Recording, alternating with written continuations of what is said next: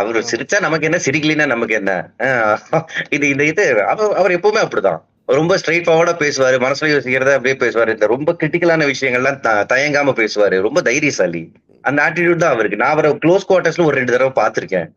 So ம். நல்லா interact பண்ணுவாரு. ரொம்ப மிஸ் அண்டர்ஸ்டுட் பெர்சன். ஸோ அதே மாரி பட் ஒரு தம்பி வந்து பாசிட்டிவிட்டிய இந்த டீமுக்குள்ள எடுத்துட்டு வந்திருக்காரு பாருங்களேன். அவர் உள்ள வந்தது அப்படிங்கிறது பெரிய ஒரு எனர்ஜி உள்ள வந்த மாரி இருக்கு அப்படிங்கிறாங்க. அவரோட எக்ஸ்பீரியன்ஸ் 2 கப்ப ஜெயிச்சவரோட எக்ஸ்பீரியன்ஸ நம்ம வேற எத வச்சுமே ரீப்ளேஸ் பண்ண முடியாது அப்படின்னு சொல்லி முன்னாடி அபிஷேக் நாயருமே சொல்லியிருந்தாரு. அது பெரிய ம். ஃபேக்டரா இருந்திருக்குன்னு நினைக்கிறேன் டீமுக்குள்ள இல்லையா? நிச்சயமா இருந்திருக்கு. ஏன்னா இதே செட் ஆஃப் பிளேயர்ஸ் தான் உங்களுக்கு வந்து கடந்த 2, 3 வருஷமா இருந்தாங்க. பட் இந்த மாதிரி ரிசல்ட் வரலன்றப்போ ஏதோ ஒண்ணு மாறி இருக்கு. அது எங்க மாறி இருக்கு? கௌதம் கம்பீர் ஃபேக்டர்னால மாறி இருக்கு. இப்ப எல்எஸ்ஜிலயும் அவர் மென்டரா இருந்தாரு. அவங்க ஜெயிச்சாங்களான்னு ஒரு கேள்வி கேட்கலாம். நியாயமான கேள்விதான். பட் இந்த டீம் இவங்களோட இவர் ரொம்ப வருஷம் பழக்கம் இருக்கு. கப் ஜெயிச்ச ஒரு கேப்டன்ன்றனால அந்த ட்ரஸ்ட் ஃபேக்டர் மேனேஜ்மென்ட்க்கு இவர் மேல அதிகம்.